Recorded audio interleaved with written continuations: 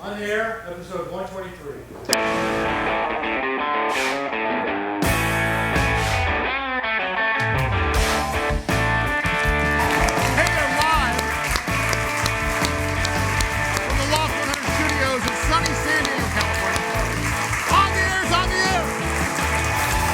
Featuring the Chris Shiflett Band.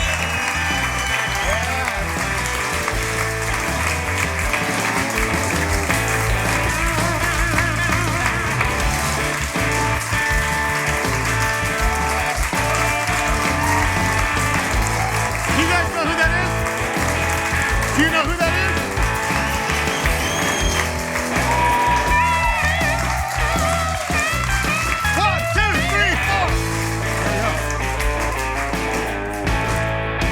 Give me two. Give me three. I can deal with anybody. That, awesome. My friends, is Chris Shiflett from the Chris Shiflett Band, and he is familiar because he's the guy on the right-hand side of, what's the word I'm looking for? Foo Fighters. Come on. Woo! Like, applause.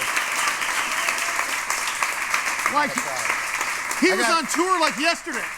Oh, yeah, he was. So your degree of separation from Dave Grohl is now 1. How do you like that? That's right. Give him a hand. Thanks for coming in, man. I appreciate it.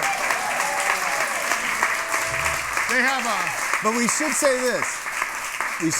We just can't say Chris Shiflett, Foo Fighters. We got to say Class of 2021 Rock and Roll Hall of Fame. Yeah, that's right. Big hand. Dang.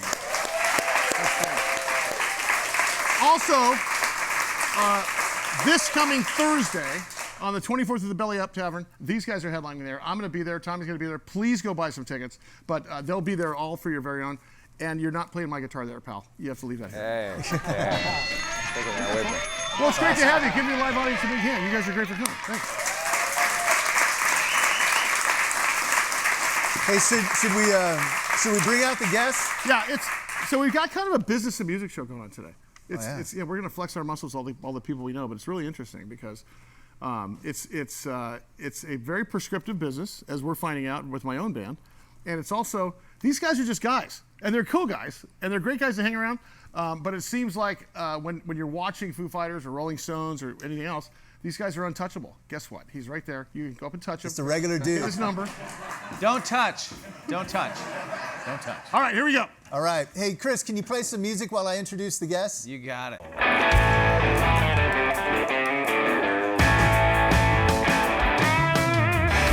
Ladies and gentlemen, from Star 94.1 and more win, the DJ formerly known as Boy Toy Jesse Lozano.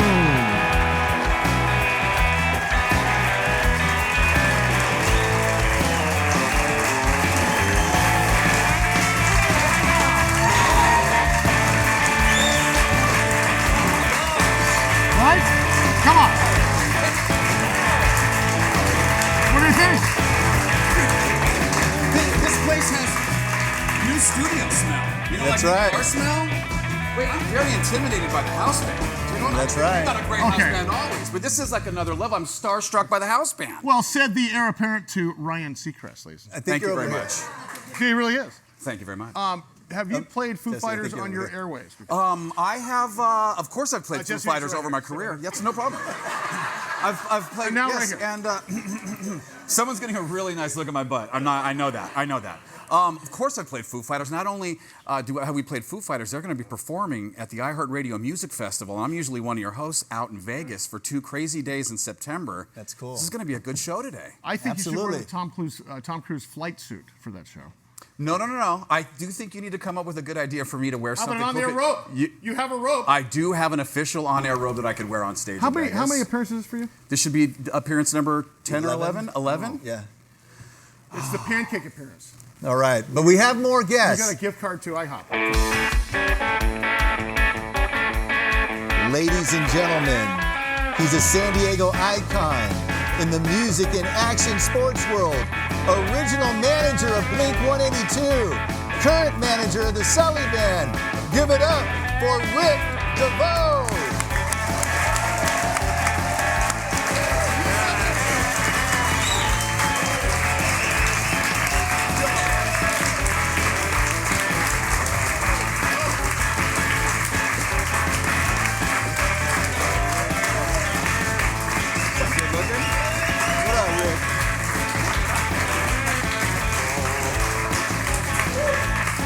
The next guest, he's a San Diego radio legend, synonymous to 91X, host of How I Remember It, Michael Halloran.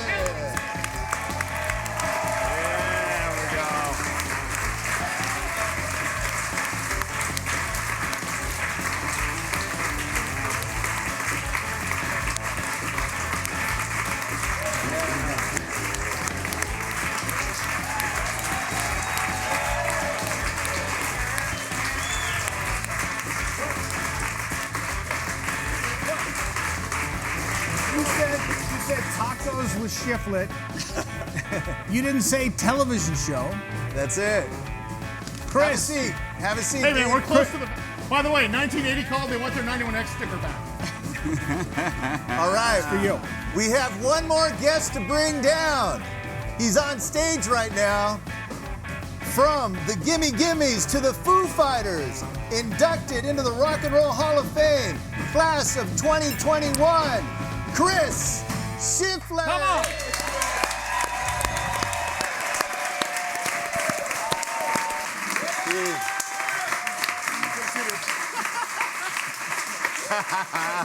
So weird. Dude, Wow. I have so many questions. Yeah, me too. For Chris. How'd you get the gig? Yeah, I just auditioned. So it was like Craigslist or something? It was not far from it. Yeah, it was a buddy of mine was friends with a lawyer that worked at the same law firm, that represented the band at that time, and it was just a good stroke of luck that our tour manager Gus, I knew from other stuff, and he put me. They had about a week's worth of auditions, and he put me like on the second day or something. Yeah. So they weren't burnt out yet. Do you remember what you auditioned Their ears with? were still fresh.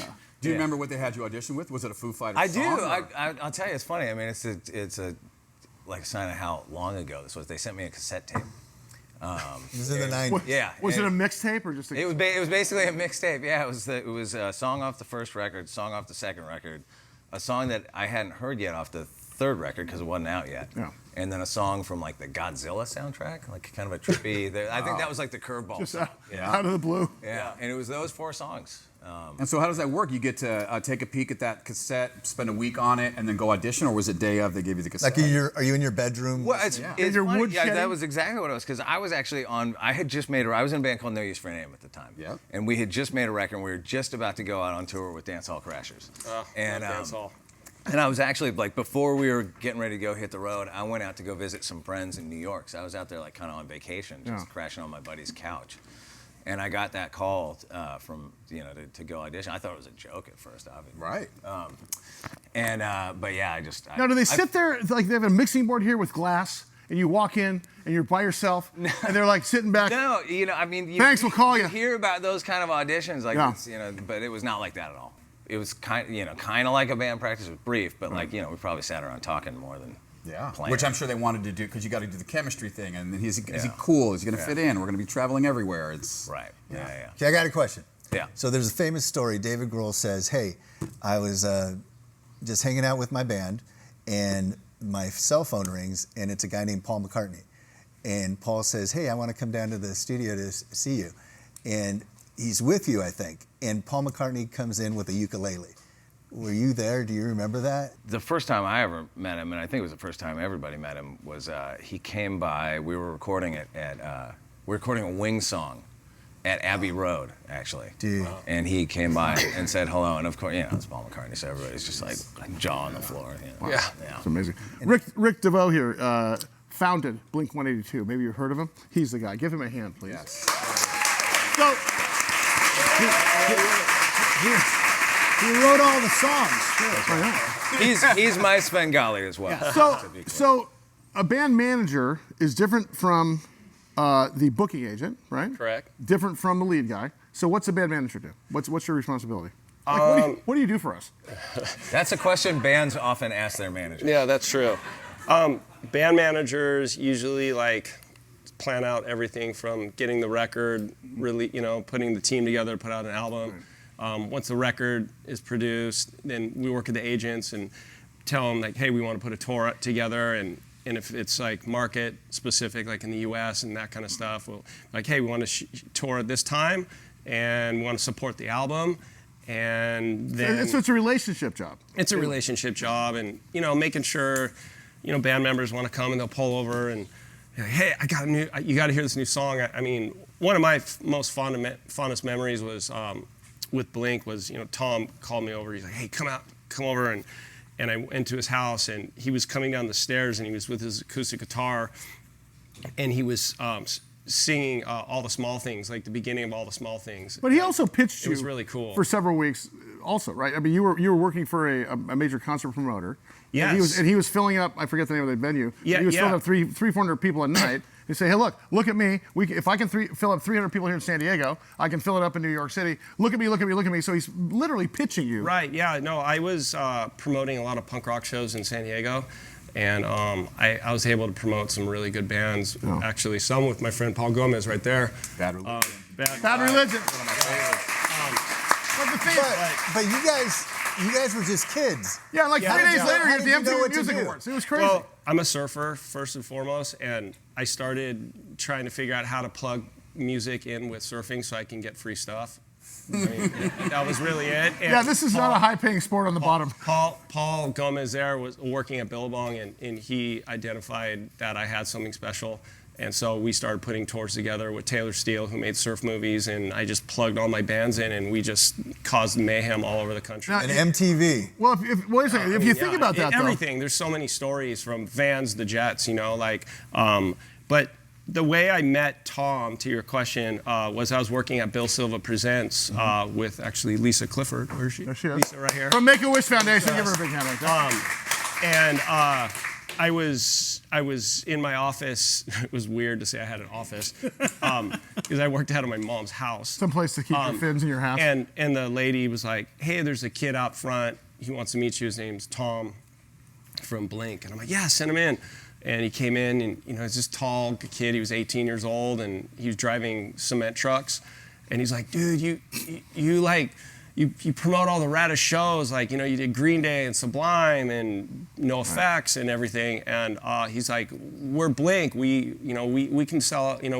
We can do 200 people at the side stage at Soma. And I'm like, 3-piece, huh? And he's like, yeah. Green Day was really popular. Green Day had just got on the cover of Rolling Stone magazine at the time. And I looked down, and I'm like, 3-piece, San Diego. I'm like, Tom, Blink. And he's like, yeah. I'm like, all right, I'll manage you. I never even saw him play. And like 3 weeks later, they were at the MTV Music Awards. Wow. Like honestly, like how long? Like how quick was their trajectory? That was probably, I think, in 1995, 94. Yeah. It was fall of 94, and then by 99 we were massive. Yeah. And I'm gonna give props to Michael Halloran here. He was the first person ever to play. And that's my next question. Yeah. Halloran over there. Oh, I thought it was going to be, what's Halloran doing?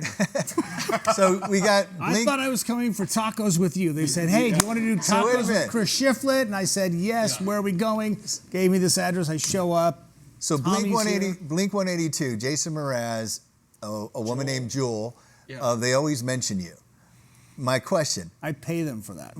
because you were with Jewel when she was traveling and hanging out with her mom, right? And going to the coffee shops. She was, Jewel was, and it all comes down to musicians, as you well know. A musician friend of mine, Michael Andrews, was talking to, I think, his keyboard player. And his keyboard player saw Jewel at this coffee shop, which is now a construction office on, what's the street there? Come on, somebody knows it. Somebody was there. On the end of not Emerald, but Chalcedony. I'm just going to go Chalcedony and thank you PB. for pronouncing it correctly, thank because there was a newscaster yesterday on Detroit. Who said Chalcedony, didn't he? I don't know. Calcadony. He said something. Anyway, the point was that she was playing in this tiny coffee shop. I went in to watch her play, and she made me cry within 3 songs. Wow. And to make me cry, you Yeah, you didn't go back a long way. You don't cry much. I don't cry much at all. Well, I have Was no she in the tears. infamous van back then? Did you ever? Yes. Were you ever in the van? No, because that's her house. You can go hang out in her house. He never was invited back He to the owned a room, van is what he's saying. with no windows and puppies. She was living in the van, playing the coffee shop, surfing, doing whatever she wanted to do, but she would park the van at school right down the street from the coffee shop, and she would park up against these bushes, so she felt like she had a garden. She'd open the doors, and there's a little garden there. But yeah, she was I don't want to say she was the first, because Blink was pretty close to the same time. You played M&Ms on 91X. I played M&Ms. Yeah. because our late friend O. I was going to say, let's talk about 91X for a second, because of course Rusty Nails and I, he was my work wife for 30 years. Right. And I remember the first time I heard Rusty Nails was with you, back in those days. And I want at some point today we're going to talk about how you guys met, because of course I don't know if you guys have seen the homage to Rusty Nails in the back. Really. We've got a 25-foot poster in studio. I met him at the station because they hired me to come out of Detroit because I kept getting fired in Detroit, and they hired me to come to 91X to drive across the border and run a radio show. And Rusty was at that point part of the morning show. Oh, I thought he had a pharmaceutical business, import-export back then. No, he as far as I know, he was milk of amnesia. That's right. Yeah, that's right. At that point, but no, I met him because he was part of the morning show at 91X, and we became friends because we were huge fans of all the same bands, if you will. The only difference was he was funny, and everybody else wasn't funny at night. He was very, very fond of you, I have to tell you. He brought you up a long time, and I, of course, said, no chance can Halloran give him the show. But, kidding, of course. But he loved you. He really did. He brought you up almost every week. Yes, probably in scathing reviews. No, it was good. We used to argue all the time online about his politics. Oh, yeah. Russ was just right of Donald Trump, by the way. And yes, everyone Far knows right. you. Everyone knows you from radio, but you play that 4-string up there. You were in a punk rock band as a bass player. I was in a band before I got into radio. I was in a band in England before I left and came back to the States. But I'm not a great bass player, but I have played with the Damned and Buzzcocks. I begged them to. I paid them to play. Mike, do you know what they call a room full of bass players? Guys with prison. Guys with girlfriends. Prison. Guys with As you as well know, Taken. the bass player always gets the best looking girl. Well, yeah, just ask Sting. That's the rule. Is Correct. that true? Thumbs up, Chris, thumbs down? Chris, can we hear a song? He's a handsome Two boy. reasons. Let's go. I'll give you play one? I'll give Just you play a the song. greatest example ever. John Taylor. Yes. He's got the rhythm, he's got the soul, he's got the looks, and that's what it comes down to, right? Yeah. And he couldn't play bass. Same with Fox Fagan. I mean, look at him. Yeah, I mean, what a good-looking He's a guy. tall drink of water up there. I have an idea. Since we're low on time, Chris, jam us out of this thing and come back with a feature. How about that? Okay, you got The it. Chris Shiflett Band, ladies and gentlemen.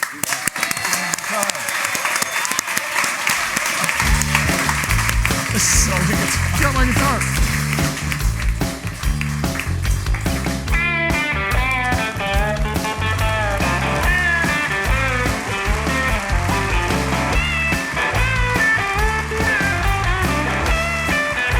That guitar has never sounded better.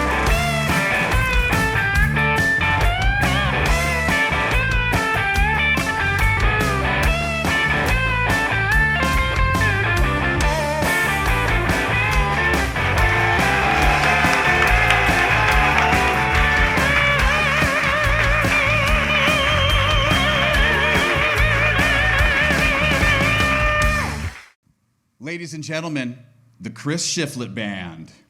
Hey, this one's called Getting Gone.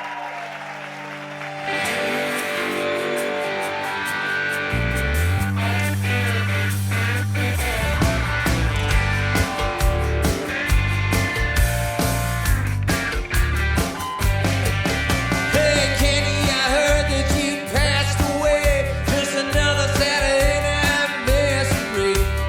Living it up done drag you down. Another tombstone going into the ground. I don't have time to moan.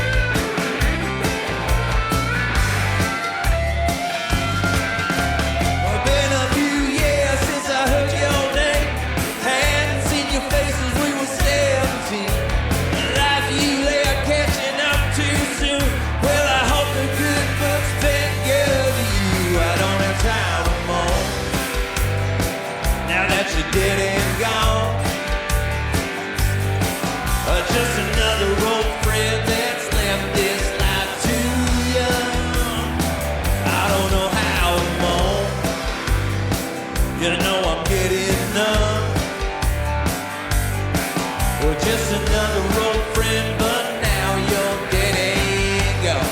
Hey, hey, yeah, you're dead and gone. Hey, hey, yeah, you're dead and gone. Hey, hey, dead and gone. Hey, hey, now you're dead and gone. The Chris Shiflett Band, come on. Come on.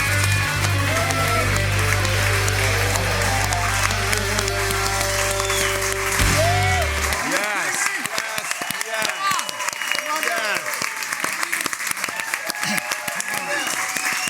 So, Chris. Hey, Chris, I got a question. Would you rather play in front of 60 people or 60,000 people? Oh, 60 people for sure. I mean, this is so much. Come on. Yeah. Hey, come on down, Chris. Yeah, because, like, at least you can see the people, right? I mean, there's Yeah, that a would make a 20-foot difference. barrier. And, I do have a question about that. oh, there goes. You know, in the 90s, you know, you were in these punk rock bands, and I'm assuming after each gig, you guys got paid like $100 in a case of beer, right? Do you remember those days? I do. Yeah. Right. You had to fight for that case of beer, believe me. And that was probably fun, right? You were arguing with Rick Devoe every night. Like, come on, dude. It's just a warm 12-pack of Natty Light. All right, and then Get It that? was Lucky Lager. I remember those and days. then you kind of graduated, and you remember the Foo Fighters, and now you're playing with 10,000 people, playing for 10,000, that's a bad night. and playing for 20,000 people. Yeah. You know, I've seen you play like for 100,000 Yeah. people. Yeah, there you go. Now, The in rider my- gets exponentially better. But my mind, when I see you guys, you know, somewhere You guys know around where the this is world, going, right? and you're playing for like 100,000 people, Watch. my question is, so at the end, does like Dave write out a check to everyone? Like you can see it coming. You Like, know how him did- really well. But how does that? I mean, how does that work without saying figures, or if you want? I mean, I can't get into all the details. But But I for will example, tell how much money do you have in your pocket we, right now? We do have an accountant. Yeah, it's Yes. it's not Dave with his checkbook. All right, well here you go, buddy. Hey, can you hold that You till did a Thursday? good job tonight. There you go. Hey, can you hold Yeah, I threw an extra 25 bucks in there. Can you hold that check till Friday for me? I ain't got it. I'm a But little short. the overall treatment, though, and I see what you're saying because you can. I mean, when you span a career like yours, it's crazy to see how it began and where it is now. When you're at the Rock and Roll Hall of Fame and they bring you in the building and you're getting ready for the show, is that the game-changing gift bag of all time? Like, what kind of thing are they providing you? Did they at give you Hall? Giorgio I Armani? mean, you're at the Hall of Fame, basically. Yeah. What'd you Do you get? remember? Like what was the gift bag? Did they What'd have you a- get? did they- yeah, basically. And was it You know, from I Colombia? honestly don't remember. There was a thing. You know, the gift bag. That whole gift bag thing is funny. It used to be. You would get like really fancy. So there was like whatever was sort of trendy in the world. Would, all of a sudden that would be in every. You get a gift Blink bag. 182 So all of a sudden CD. you'd have like 10 iPads. You know what I mean? Because you had done a bunch of things. You know what I'm talking about? Yeah. And then something changed within gift bag world. I remember- Didn't they start to like tax No, the I- gift bags or something? Because then all of a Actually, sudden they did. it went back to like Oh, you I got thought it was 'cause so the you used to Oscars get for they like a did. facial or something. The You know what I mean? Yeah. I remember it we changed. got when the first iPod came out, we all got iPods and they were like this thick. Yeah. Yeah, it was like, yeah, exactly. It was like one of those Motorola phones. Yeah, Like a brick. but they put like the Blink logo on it and like those kind of things. Yeah, I gotta- all the gift bags sort of follow. You know, it's like the same. It's like Yeah. there's like one gift bag filler, and they all put the same stuff in there. So talking about, you know, the business of music. All right. So you were with Blink 182 from the beginning, and then skyrocketed in 98, 99, you know, MTV. Was there a moment when all of a sudden you guys looked at a check and went, what the heck? Oh my God, and then started jumping up and down on a bed? Weird. I would Just say, creepy. I would say the moment for me wasn't really a money thing. It was like, I think, I remember Paul Gomez called me he was driving, he's like, hey, because KROQ had this thing called the Furious 5 at 9. That's right. And they were like, if you were on that show and you made it to that, you know, it was like, oh, dude, this is a big deal. And I remember he called me, he's like, you're not gonna believe it. Blink just made it into the Furious 5 at 9. And I remember I was like, ooh, I was tripping out. I was like, oh my gosh, how is this happening? And then when our video was on MTV the first time, the Damn It video, which, you know, because I was in, and that's probably why it went really big time. Yeah. As the Natch. as Of the course. popcorn guy. But no, but like when it was on MTV and I saw it in my living room and hearing it on the radio, because you know radio was so popular then, that was when it was. Yeah. Sorry. That's when you used to be famous. And It was. speaking. Wait. popular then. To follow up on that, so at what point did you? In fact, is Chris Goldsmith here? He's right there. President, are you mic'd up, Chris? Okay, so Chris Goldsmith is our producer for Sully Band, but he's also the president of Belly Up Music. Give him a big hand. Yes. That's Chris. So, wait. You spent a lot of years pitching guys like that. Correct. So, Chris, like right before pre-peak, before MTV comes up, no, I got this band called Blink. You got Rick Devoe, who's got some credibility. Like, at what point do you actually say yes after the first 20 times you say no? Right about then. Yeah. The beer's always cold at the Belly Up for the Yeah. bands, by the way. Right. We don't have to argue about that. Good answer. Nice plug. Doesn't matter how big, small you are, beer's cold. Well, yeah. But no, it's the most fun is to have a band right on the cusp of going big, the energy around the room. I remember when Daughtry played, when we booked it, I don't think the single had come out yet, and by the time he got there, it was the #1 song in the country, and there was just so much excitement around the room when that happened. So the question I have is, what is this, 1998, 99, 2000? Yeah, it was around probably 98. So iPhone was not in our lexicon at that point, believe it or not. No. So what's the difference between then and now versus, what are the metrics now with respect to, saying yes to a band that you may not have heard of before? Well, yeah, there's like with everything, there's 100 things that you have to factor in instead of just 2. It used to be like you would look at radio play and MTV and you would just go, okay, that's easy. Now you have to figure out, some bands stream 500 million songs and maybe still wouldn't sell out the Belly Up, and others, like especially more heritage artists, might not stream that many and still do great business. So you have to take into account streaming numbers and still radio play and whatever they call sales these days, and TikTok and Instagram followers and Facebook, and there's Chris, after owning, or I should say Rick, after owning 12 Ferraris and 15 phones, thought he was done pitching bands, and then he picked us up, and now you're back to square one. Yeah. Mira Mesa Bowl, the liquor store down the corner, a couple of barbecues. On 2 shows. August 24th. Yes. August 24th at the Belly Up with the Chris Shiflett Band. So, after the break, I have questions for Halloran and Jesse, because Halloran, I got into radio 5 years after the briefcase full of money and cocaine were handed to rock stars and radio people. I want to talk to you about that. Thanks for coming. On the Air is on the air. That's the Chris Shiflett Band. At least 2/3 of it. We're back in a minute.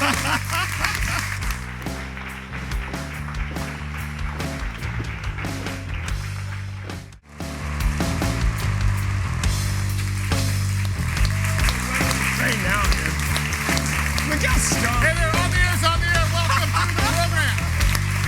Just live to the audience. We have the attention.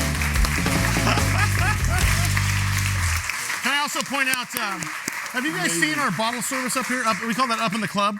Up here, do you guys see that up there? Mary. That's Mary, our den mother. Chris Goldsmith from Belly Up. Oh, is that Tim Godwin, the artist representation for Taylor Guitars? Yes. I'll take 3. Big applause for Tim. Tim, great to have you. Pretty sick music related show, huh? So, what do they call that? I'm one of your artists. I forget what do they call you, but all you know is I get great guitars, right? What is that called? Guru. You are the artist. That is right. Sully. But what do they call you other than From Whom All Blessings Flow? What is it called? Guru. He's the hookup. So Tim Godwin's been with Bob Taylor for, gosh, what's it, 25 years so far? 11 years. 11 years, thank you. So all 40 years he's been It's with close. He has, oh my God, it's a James Taylor cover band, and what is it called? Never Die Young. Never Die Young. Great album, by the way. Fantastic song. And where are you playing next so we can come see you? Chris, where are we playing next? Is Chris in the band? hopefully at the Belly Up sometime soon. Is all I can Chris say. can't get past the guys that book it. Because they're great. They played in May on Mother's Day, and it was had a great crowd, and it was a great show. So come on back. We'll be back. All right. Good to see you, Tim. All right. I got a question because it fascinates me. Yeah. Rock and roll bands trying to get their music on the radio, especially in the 70s and 80s, into the 90s. How did people do it? Like, how did Blink 182 call you and say, hey, can you play this song? They didn't. There's a guy called O, passed away recently. He's a legend in San Diego. We were playing his band called Fluff. Hold on, hey, Mike, hold on a second. Ladies and gentlemen. Yeah. Oh, look at that. Okay, we're rejoining the program. Go ahead. O, the Reverend O, as I like to call him, because he was everywhere all at once, right? He would show up at every Foo Fighters show. Gig. Every Warped Tour. Every Warped Tour, he was just there. Omnipresent, that's what we thought the O stood for. We're playing his band Fluff on the radio, and he calls me because I've got something, I wish I could impersonate his voice. I got something. He had like that Burl Ives thing. He had a high tone and a low tone. The Holly Jolly Christmas Burl Ives? Yes. Yeah. I love that guy. You know how it's Holly Jolly. What is that called? It's like a Raspy. not really. I think heretofore we call it alto Burl Ives sax voice. and a tenor at the same time, perfectly in harmony. So he comes by the radio station, 91X, old building, Pacific Highway, across from the CHP. Super sketchy. Iconic. He comes in and he goes, I just finished this album by this band called Blink before they had to change their name. And he puts it in, and we sat in the studio. And this is it. There wasn't boxes of cocaine, bales of cocaine. There was no cocaine whatsoever. There's O, legend, sitting there, and we're going through it. And I go, 2 tracks are going to work. One is called M&M's, and the other one's called Wasting Time. Wasting Time? That's what it's called, right? I've never heard of it. Carousel came up later because the record became so big. So we picked M&M's, and I asked, can you go tweak it and get me a little bit more high end in it, because it was reasonably muddy on the top end. He leaves. 2 days later, he comes back, plays it, and I go, that's it, we're going to put it in. They were playing Soma for their CD release party, whenever it was, a month later. I show up to see it. First things first, I never felt so old in my life, and this is 30 plus years ago. What about right? now, Halloran? I feel way older now. But Tommy, the just crazy asking. thing was the place is packed. Side stage, so I'm jam-packed with all these kids. And I was just like blown away because it was mainly Poway High that showed up at that gig. And they just were and they acted like it was Budokan. They were on stage doing all kinds of crazy stuff, which... Was that Cheap Trick live at Budokan? Was that the album? Everybody. That's what I'm saying. Wait, there was a scene out of Poway because it was like Blink and Unwritten Law. Right. Yeah. And So wait a minute. Blink ended up surviving. So when 91X played it, was there like the Wonders moment? Yeah. When you're like listening for it? No, I Oh my remember. God. I remember when Mike played The it. Wonders, you mean the Oneaters? The Tom? Yeah. You know, back then, like that's like what you wanted radio, like you know, big time. So yeah, so I'm like, well, if it works in San Diego, hopefully it works in LA, and if it works in LA, San Francisco, and that's kind of how we just built everything out. Wait. What I got out of this is that you made them go back and re-record their album just to get a little more high end. I made the producer just do a little tweak. Was it like mastering, right? The record was it probably vinyl? $5 grand to No, make. no, this is a CD. This is a reference demo. CD. Yeah, Okay. look, this is not ancient. Hey, can you guys go back and re-record this for me? No, it's just basically tweak something so that it would pop on the radio a little bit more. Otherwise, because radio has so much goddamn compression on it. Can I say goddamn? Yeah, sure. I guess I did. So, but the point was, and the crazy thing was, we booked him on a show about 5-6 months later with Insane Clown Posse. I know this sounds really great weird. mix. You guys Insane are killing Clown it. Posse, Radiohead, Yes, I remember that. Blink, Goops. I know you're like going. Goops. Shiflett's going. There's no way that show would happen. It did. It was called Party Primavera. It sold out in about 2 minutes. And Blink, my favorite part about Blink was they went on reasonably early, but not first. Goops played first, I think, in the band called Cast. Blink goes on, and Blink comes off the stage afterwards. My favorite part is I'm hanging. I'd actually left 90 at that point. I'm hanging out, and they're coming up, and everybody I'm talking to, they're like, "Hi, I'm Mark, I'm Tom," and they went and met everybody. Old drummer Scott Rayner at the time. Yeah. They worked that room so well. That's that what you had to do. They started getting airplay at other radio stations in America just from that alone. Wow. Hey, I have something. Speaking of airplay, you know, we're sitting here with 2 gnarly radio people. He has a band that needs to get some airplay. Have you heard of him? Chris Shiflett? Look at the manager pitch. So I challenge you to take a listen to his music. Listen, what I'll do is maybe he'll play for you. See a the couple Paisley, tunes. see the like Paisley that. Thank Strat up there. Does Paul Gomez still work for that company that can give me a bunch of Paisley Strats to hang out? I'll talk to him. Because they'll put you on Sitting the radio. right there. If so, This is how it works. It's Hey, no can we longer hear another possible. song, Chris? Yeah, you got it. when you come back. This will be my radio. The Chris Shiflett Band. Yeah, this is okay. the radio. Yeah, bring it home, baby. The Tommy Show. Ladies and gentlemen, once again, the Chris Shiflett Band. This one's called Damage Control.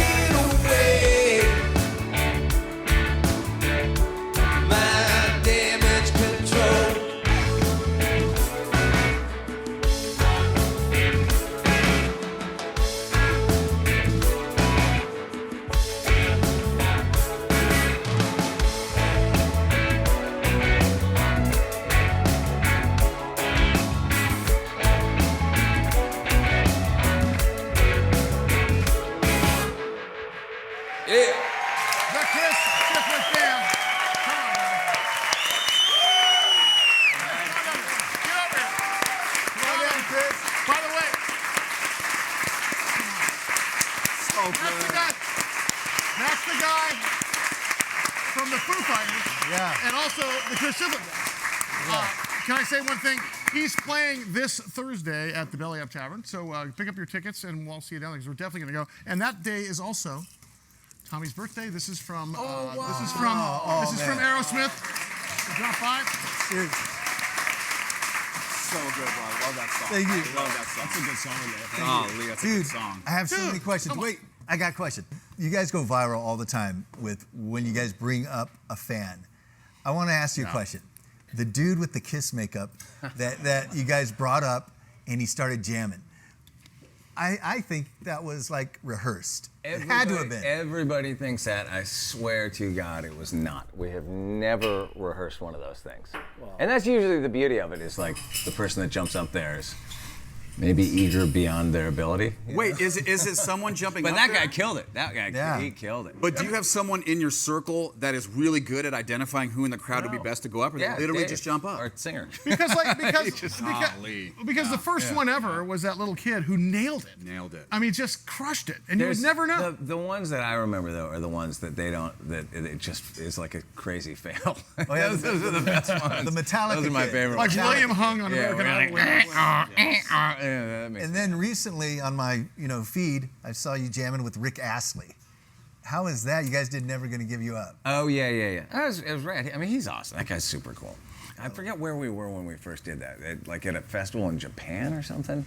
You know, you're doing. I think it was on the road to mediocrity myself. You're doing the iHeartRadio Music Festival in Vegas, and that lineup is pretty crazy. And because you guys sometimes are known for the collaborations, especially live on stage and everything, can I give you a few of the people on the bill and see which one maybe you would consider on stage for the iHeart Festival? Are you hosting that? that? To you, but it's not my department. But what if it was the Chris department? What if it was Chris? Okay, I'm going to give you some names. Wait, Jesse, are you hosting that? I'll be out there in Vegas. So yeah, for the iHeart Festival. Sheryl Crow's going to be performing on that same bill as y'all. Love Sheryl Crow. Public Enemy. Great. Come on. Kane Brown. Awesome. Kelly Clarkson. Great. Good talk show host. The Sully Band on there? 30 Seconds to Mars. Cool. Any of those? I mean, so I say all of those. Enemy. I would say Public Enemy because Chris. That would be a great one, right? It'd be Flavor Flav up there going, yeah, boy. It would be an easy one. You know. You never know. You never know. The way that works, though, but it just kind of happens, especially festival atmosphere. It just happens, right? It's usually just kind of spur of the moment. Yeah. Oh, it's always You can't overthink that stuff. It's just got to be, So you're walking out there, there's 50,000 people. It's a stadium show. And is there any nerves at all at this point? Nothing? Is it, I'm sure you get excited, but is there any nerves? It's more excitement than nerves. Honestly, I have more nerves doing that because I can see everybody. You know what I mean? I'm looking over. My friends are sitting at that table right there, and I'm like, oh my god. That's way harder when you got the big those really big shows are just like there's just an energy and they just become a thing. And you and I were talking a few weeks ago on the phone before setting this thing up, and you said one of the misnomers that most people don't think about is that when you're in a stadium band, most people think that everything else you do will turn to gold. And and you guys are fighting for stage time like everybody else right here with this. Oh yeah. Band, right? Why do you think I'm here right now? Trying to sell some tickets to Belly Up, man. Come on. This Thursday. Yes, this Thursday. Yep.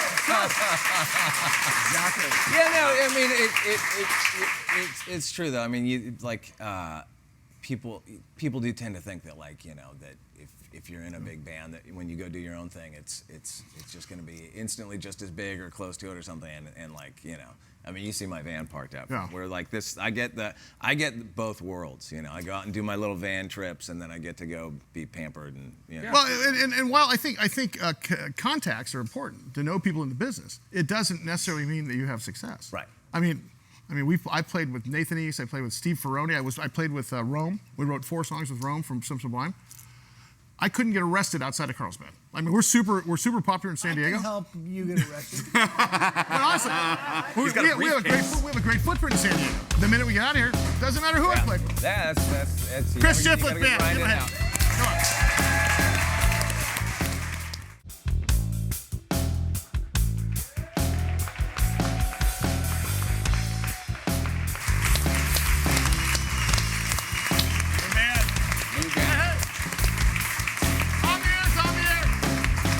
Jesse, Chris Shiflett, Rick Devoe, Mike Halloran, Chris Goldsmith, Tim Godwin,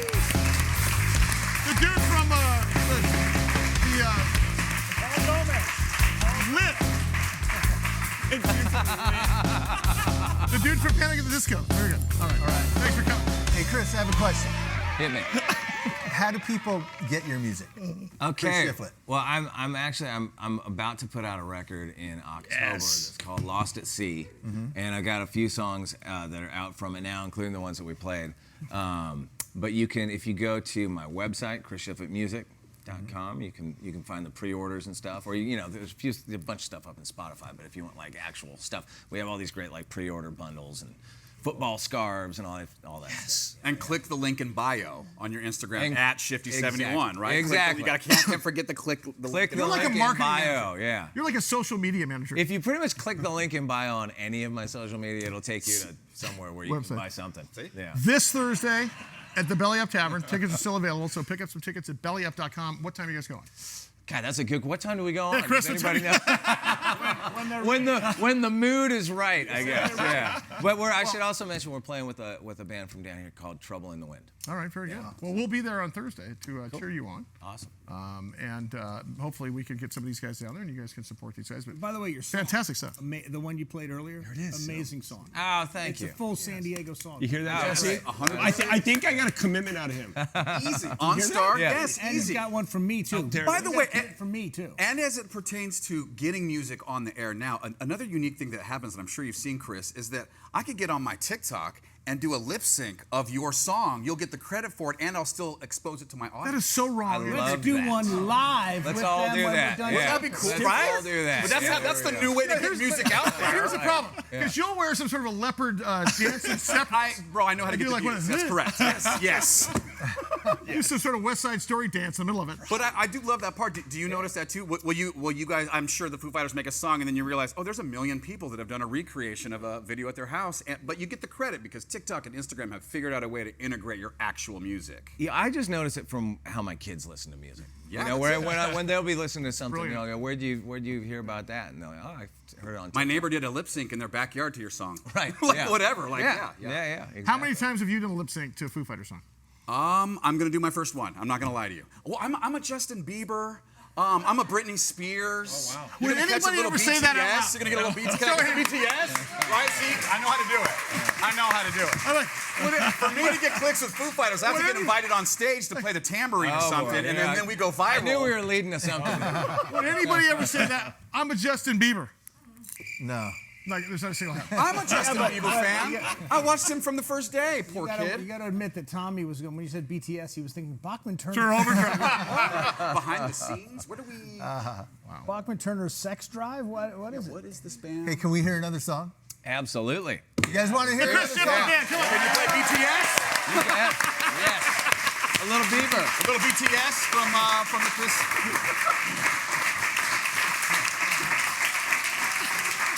Here's Chris Shiflett with a little Tay-Tay. Taylor Swift song. Let's go. Let's go.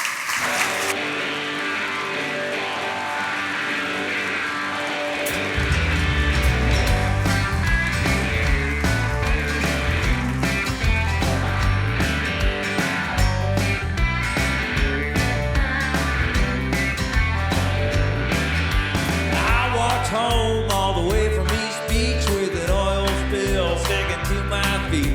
To that little house on Salinas Street, throwing rocks in the creek, my brothers and me.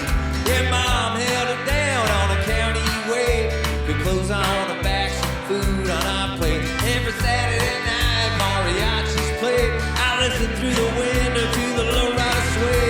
Yeah, I grew up in a West Coast town back before the chase of work class out. You know we don't mess around where I grew up. West Coast town.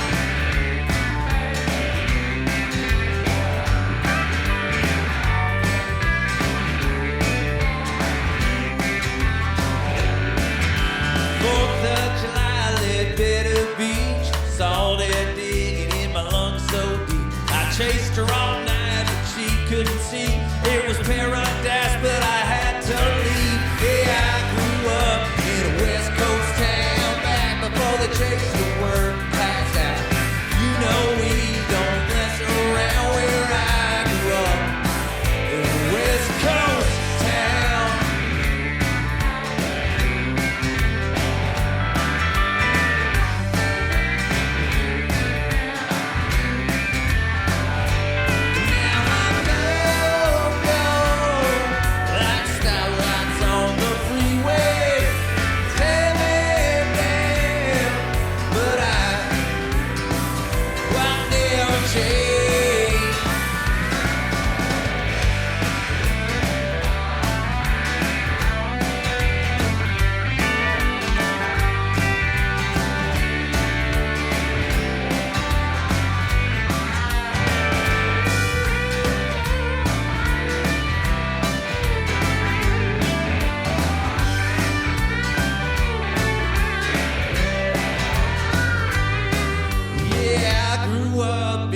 West Coast town back before they chase the working class out. You know we don't mess around where I grew up. Yeah,